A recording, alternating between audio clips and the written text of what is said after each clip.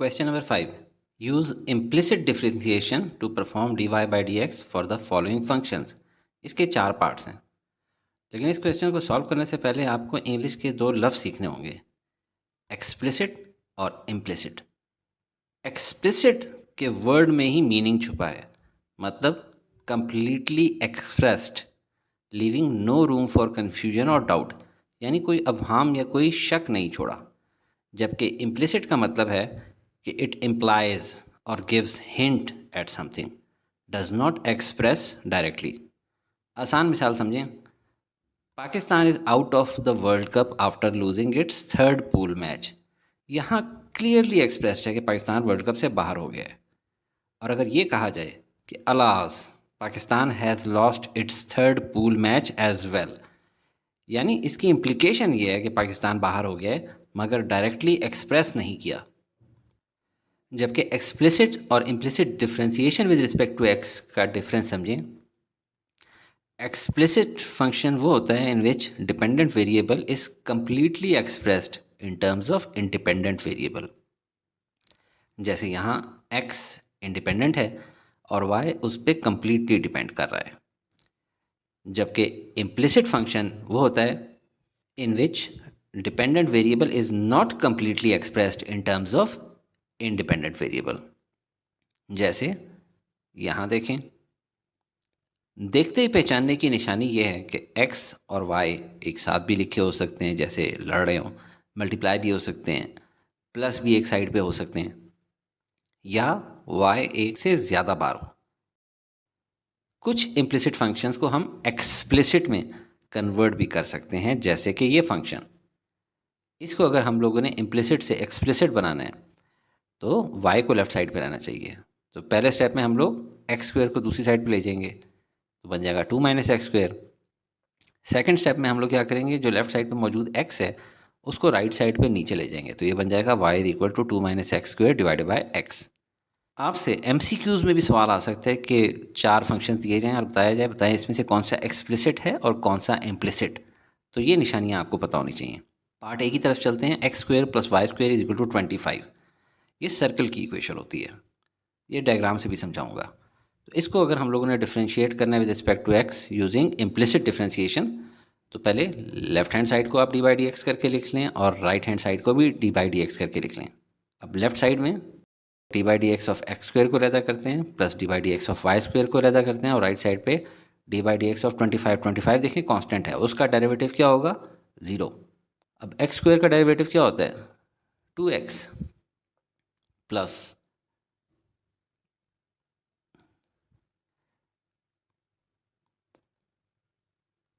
और इसके अलावा d/dx ऑफ x क्या होता है, 1, जो कि रूटीन में लिखा नहीं जाता, लेकिन ये समझाने के लिए कि एक्सटेंडेड पावर रूल में अंदर वाली चीज़ जब अगली को मैं दिखाऊंगा तो यहाँ पे आपको समझ आनी चाहिए कि d/dx ऑफ x कट जाता है, 1 रह जाता है, इसलिए 2x बचता होता है।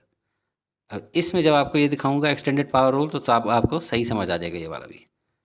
प्लस इसको पावर रूल लगाएं तो 2 इधर आ जाएगा, y की पावर क्या बन जाएगी, 1, और y जो बीच में चीज़ है ये x तो नहीं है, लिहाजा इसका भी अलहदा से डेरिवेटिव लेना होगा, d/dx ऑफ y, और ये = 0। फर्दर सॉल्व करते हैं, ये आ गया 2x, d/dx ऑफ x से आ गया 1, plus 2y, d/dx of y से आ जाता है dy/dx = 0। ये 2x × 1 आ गया 2x, प्लस 2y dy/dx = 0। हमें चाहिए dy/dx निकालना है, तो उसके लिए 2y dy/dx इस साइड पे रहा, दूसरी टर्म जो है -2x उसको राइट पे ले जाएंगे। अब सिर्फ dy/dx निकालना है, तो इस 2y को राइट साइड पे लेके जाएंगे तो वो डिवाइड हो जाएगा। तो मैंने 2 को जानबूझ के कलर कर दिया है ताकि बाद में आने वाला 2 इससे कैंसिल आउट हो जाए। अब हमारे पास आंसर आ रहा है dy/dx = -x/y। अब इस इक्वेशन को समझ लें थोड़ा ग्राफ की मदद से। ये एक सर्कल की इक्वेशन है, और सर्कल ऐसा कि उसकी x की वैल्यू का स्क्वायर लिया जाए और y की वैल्यू का स्क्वायर लिया जाए, प्लस करें तो 25 आता है। 5 का स्क्वायर 25 प्लस 0 का स्क्वायर 0, तो सम आ गया 25। ये तो आसान मिसाल थी, एक और देख लेते हैं यहाँ पे 4,3। सर्कल के जिस भी जगह पे आप ये कैलकुलेट करेंगे, x का स्क्वायर लें, 4 4 दा 16 प्लस 3 3 दा 9, तो 25 आ गया। ये तो आसान थी, किसी एक नेगेटिव, दोनों टर्म्स नेगेटिव ले लेते हैं यहाँ कहीं पे। -2 का स्क्वायर 4 आ जाता है, +4, और -4.583 का स्क्वायर लें तो 21 आ जाता है। 21 + 4 25। तो ये है सर्कल की इक्वेशन, ये आपको समझ होनी चाहिए। Part B, xy × 2x + 3y = 2। पहले एक्स वाई को अंदर मल्टीप्लाई कर देते हैं। 2x² y + 3xy² = 2। अब इसको करते हैं differentiate with respect to x। तो dy/dx of first term plus dy/dx of second term = dy/dx of 2। देखें जो कांस्टेंट है वो बाहर आ जाएगा और अंदर बच जाएगा dy/dx ऑफ x² y। यहाँ पे कांस्टेंट बाहर आ जाएगा +3, और dy/dx ऑफ x² ये क्या होगा, कांस्टेंट का डेरिवेटिव 0 होता है। अब इनके ऊपर देखें आप क्या लगाएंगे, प्रोडक्ट रूल। वो क्या था कि first term as it is, second term का derivative plus second term as it is और फर्स्ट टर्म का डेरिवेटिव।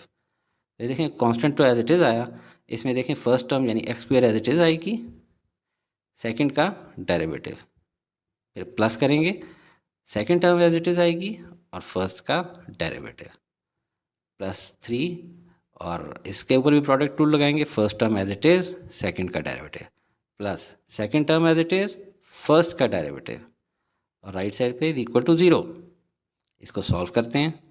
2 × ये x² एज इट इज़, ये हो जाएगा dy/dx प्लस y, और dy/dx ऑफ x² क्या होता है, 2x plus 3 bracket open, x as it is, dy/dx of y² से क्या आएगा, एक्सटेंडेड पावर रूल लगाएंगे, 2 इधर आएगा, y की पावर 1 बच जाएगी, और इसके अलावा y का भी डेरिवेटिव लेना होगा, यानी dy/dx प्लस y² और dy/dx ऑफ x से क्या आ जाता है, 1 = 0। फर्दर सॉल्व करेंगे, 2 अंदर मल्टीप्लाई करेंगे, 2x² dy/dx, और जब इस 2 को इससे मल्टीप्लाई करेंगे तो ये हो जाएगा +4xy। जब 3 को अंदर मल्टीप्लाई करेंगे तो ये हो जाएगा +6xy × dy/dx। ये देखें इतनी सारी टर्म थी, और जब 3 इधर मल्टीप्लाई हुए तो +3y² = 0। इसमें से अभी हम लोगों को चाहिए dy/dx वाली टर्म्स को अलग कर लें। तो 2x² dy/dx plus 6xy dy/dx = right side पर ले जाएंगे दूसरी टर्म्स, यहाँ पे -3y² -4xy। याद रखें जब भी आप ये टर्म्स को राइट साइड पे लेके जाएं तो पहले वो वाली टर्म लेके जाएं जो सिंगल हो या स्क्वायर की शक्ल में हो। जो मल्टीप्लाई हो रहे हो उनको नॉर्मली बाद में रखा जाता है। अब इसमें से देखें dy/dx को कॉमन ले लेंगे तो अंदर क्या बच जाएगा, 2x² + 6xy, और राइट साइड पे अगर माइनस को कॉमन लें तो अंदर बच जाएगा 3y² + 4xy। इस टर्म को उठा के राइट साइड पे नीचे ले जाएं तो आ जाएगा इस तरह की सिचुएशन। ये हमारा आंसर है। इम्प्लिसिट फंक्शन है, नॉट एक्सप्रेस्ड एक्सप्लिसिटली, लिहाजा इसका ग्राफ कॉम्प्लेक्स है, वो बनाकर इस वक्त आपको डराना मकसद नहीं है। Part C, x + y whole + 3y = 3। बहुत ही आसान सवाल है। डिफ्रेंशिएट करेंगे विद रिस्पेक्ट टू x, तो dy/dx of x + y whole plus dy/dx of 3y = dy/dx of 3। इसके ऊपर पहले पावर रूल लगाएंगे, 3 इधर आ जाएगा, x + y की पावर 1 कम हो जाएगी, और ये अंदर चूंकि सिर्फ एक x थोड़ी था, x के साथ कुछ और भी है, तो इस सारे का भी अलहदा से डेरिवेटिव ले लिया जाएगा। इसको कहते हैं एक्सटेंडेड पावर रूल। प्लस ये 3 कांस्टेंट है तो ये तो बाहर आ गया, और dy/dx हो जाएगा, और कांस्टेंट का डेरिवेटिव 0 होता है। 3 × x + y होल²। अब इसका जो डेरिवेटिव लेना है, derivative of x with respect to x तो आपको पता है 1 होता है, और derivative of y with respect to x dy/dx plus 3 × dy/dx।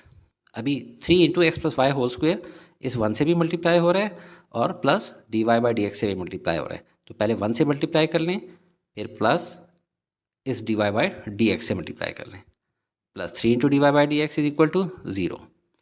अब हमें dy/dx वाली टर्म्स को कोशिश करना है कि एक साइड पे कर लें, तो वो 3 dy/dx इन दोनों में से कॉमन भी आ रहा है, अंदर क्या रह जाएगा, लेफ्ट साइड वाले में से x + y होल² और राइट साइड वाले में से +1, और ये वाली टर्म उठ के राइट पे चली जाएगी, तो ये आ जाएगा -3 × x + y होल²। 3 दोनों साइडों पे था, ये कट गया, हमारे पास बच गया dy/dx लेफ्ट साइड पे रखना है हमने, राइट साइड पे minus into x plus y whole square, और ये टर्म जब राइट साइड पे जाएगी तो नीचे आ जाएगी x plus y whole square plus 1। यही हमारा आंसर है। और ये भी चूँकि इम्प्लिसिट फंक्शन है, नॉट एक्सप्रेस्ड एक्सप्लिसिटली, लिहाजा इसका ग्राफ भी नहीं बनाते। Part D, 1/y plus 1/x is equal to 1। देखिए, जब भी कभी इस किस्म का सवाल आ जाए तो आपने सोचना है इसके ऊपर जब डिफ्रेंशिएट करेंगे तो क्या है इसके ऊपर कोशेंट रूल लगाएंगे? नहीं, स्टुपिडिटी होगा। क्यों? क्योंकि ऊपर सिर्फ 1 है, कांस्टेंट एक चीज़ है। तो क्या इस y को ऊपर ले जाकर, हाँ ये काम ठीक है, ऊपर ले जाएंगे तो क्या हो जाएगा, y raise to power -1 plus x raise to power -1 is equal to 1। इससे बहुत आसान हो जाता है सवाल। अब इनको डिफ्रेंशिएट करेंगे विद रिस्पेक्ट टू x, तो d by d x of y raise to power -1 plus d by d x of x -1 is equal to d by d x of 1। अब इसके ऊपर पावर रूल लगाएंगे तो -1 इधर आ जाएगा और y की पावर क्या हो जाएगी, -2। लेकिन ये चूंकि x नहीं है, लिहाजा इसका डेरिवेटिव भी होगा dy by d x plus, अगला क्या है, -1 नीचे आ जाएगा इधर, और x की पावर क्या हो जाएगी, इसमें से एक माइनस और हो जाएगा 1, तो x इस पर -2, और कांस्टेंट का डेरिवेटिव क्या होता है, 0। अब ये क्या हो जाएगा, -y raise to power -2 into d y by d x, और ये टर्म चूँकि होगी ये -x रेज़ टू पावर -2, जब राइट साइड पे जाएगी तो ये हो जाएगी x रेज़ टू पावर -2, यानी कि positive x raise to power -2। हमें चाहिए d y by d x, लिहाजा हम लोग राइट साइड पे तो x raise to power -2 as it is लिखते हैं, और जब ये y रेज़ टू पावर -2 इधर जाएगा तो नीचे आ जाएगा। और देखें, अब दोनों साइडों को अगर माइनस से मल्टीप्लाई करें तो ये माइनस तो प्लस हो जाएगा और इस साइड पे माइनस आ जाएगा। इसको अगर इन्वर्स करके लग दें, यानी ऊपर की चीज़ को नीचे ले जाएं, नीचे की चीज़ को ऊपर ले जाएं, तो दोनों के साइन चेंज हो जाएंगे ऊपर नीचे जाके, तो ये हो जाएगा d y by d x equal to -y square over x square, और यही हमारा आंसर है। गिवन इक्वेशन का ग्राफ समझें। देखें, x की कौन सी ऐसी वैल्यू होगी जहाँ पे एसिम्प्टोट होगा, यानी ब्रोकन फंक्शन होगा ये सारा। देखें, x की वैल्यू अगर 1 डाली जाए तो ये 1 हो जाएगा, उधर जाएगा तो 1 - 1 इज 0 हो जाएगा। तो यहाँ से हमें पता लग रहा है कि x की वैल्यू 1 के ऊपर एसिम्प्टोट होगा, और ओवरऑल ये एक ब्रोकन फंक्शन है। 1 के ऊपर एसिम्प्टोट है और ये ब्रोकन फंक्शन है। अब समझने की ज़रूरत नहीं है कि ब्रोकन फंक्शन किस किस्म का होगा, लेकिन कंप्यूटर से ड्रॉ करें, ज़्यादा आपने खुद करना हो तो x के अंदर 1 डालें, x के अंदर 2 डालें, x के अंदर 3 डालें, इसी तरह x के अंदर -1 डालें, -2 डालें, -3 डालें, तो देखें y की वैल्यू क्या आती रहती है। तो इस तरह का ग्राफ आप प्लॉट कर लेंगे।